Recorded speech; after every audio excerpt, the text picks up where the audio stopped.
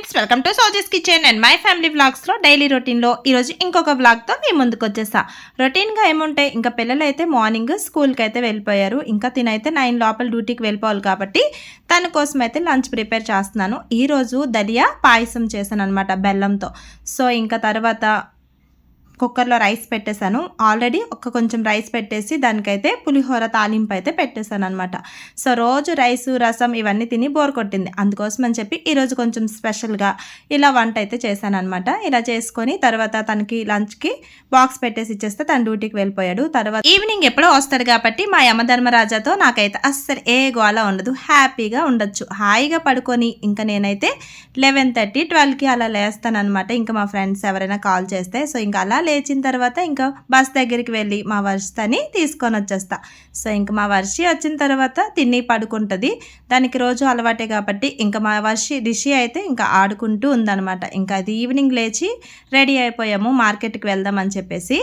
ఇంకా ఈరోజు అయితే వెడ్నెస్డే కదా, ఇంకా మా హస్బెండ్ అయితే డ్యూటీ నుంచి వచ్చినప్పుడే రస్మలై అలాగే డైరీకి వెళ్తాడు కాబట్టి పాలు కోసం ఇంకా అలా కొన్ని స్వీట్స్ అయితే తీసుకొని వచ్చాడు అనమాట. తను స్నానం చేసే లోపల నేనైతే రోటీ అలాగే చేసేసాను. ఇంకా మా పిల్లలేమో అడుగుతున్నారని చెప్పేసి అప్పటికప్పుడు ఎగ్ రోటీ చేద్దామని చెప్పేసి ఎగ్ ఆమ్లెట్ వేసేసి దాని మీద కొంచెం ఉప్పు కారం పసుపు యాడ్ చేసేసి ఈ విధంగా రోటీ చేసేస్తే కెచప్తో అయినా తినేస్తారనమాట.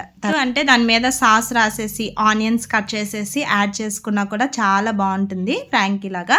సో ఏదో ఒకలాగా తినేస్తూ ఉంటాము. ఇంకా ఏదో ఒక ప్లాన్ వేయాలి. ఈరోజు వెడ్నెస్డే మార్కెట్ అవుతుంది, ఎప్పుడు వెళ్తూ ఉంటాం, ఎప్పుడో వెళ్ళాము. సో వెళ్దాం అనేసి అనుకుంటే మా హస్బెండ్ నాకన్నా ఇంకా ప్లాన్ వేసినట్టున్నాడు. వీళ్ళకి ఎలాగైనా నడిపించాలని. మాకు పాకెట్కి ఇంకో వేరే పాకెట్ దగ్గర మార్కెట్ అవుతుంది అనమాట. ఇంకెలా కాదని చెప్పేసి నడిపించుకొని తీసుకొని వెళ్ళాడు. అక్కడికి వెళ్ళిన తర్వాత మా ఫ్రైడే మార్కెట్లో ఎవరైతే ఉంటారో వాళ్ళే మళ్ళీ అక్కడ ఉన్నారు. చిన్న మార్కెట్, ఇంకా మా దగ్గరే కొంచెం పెద్దది అవుతుంది. ఆ పాకెట్లో ఇంకా చిన్నది, కానీ తినడానికి మాత్రం చాలా ఎక్కువ ఉన్నాయి, కానీ మేము తినం కదా.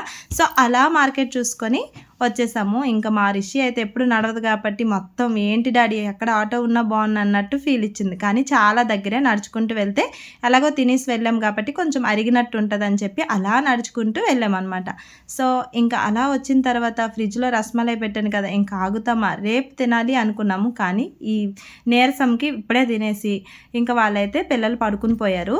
ఇంకా పడుకున్న తర్వాత నేనైతే తీసుకొని వచ్చాం కదా మార్కెట్ నుంచి, ఏమీ పెద్దగా తీసుకురాలేదు. పిల్లలకి కొన్ని ఫ్రూట్స్ లేవు, ఎప్పుడూ తినేస్తూ ఉంటారు అనమాట ఎన్ని తీసుకున్నా కూడా. అందుకోసం అని చెప్పి మార్కెట్లో కొన్ని ఫ్రూట్స్ కోసం అయితే వెళ్ళాము. ఇంకా అలాగే నిమ్మకాయలు ఉల్లిపాయలు తెచ్చుకున్నాం. ఇంకా 10 రూపీస్ పిచ్చి సామాన్లు కొనకుండా వస్తానా. ఇంకా మా పిల్లలేమో ఈ పిచ్చి బ్రాస్లెట్లు, నేనేమో ఇయర్ రింగ్స్ అలాగే స్టిక్కర్స్ కొనుక్కున్నాను.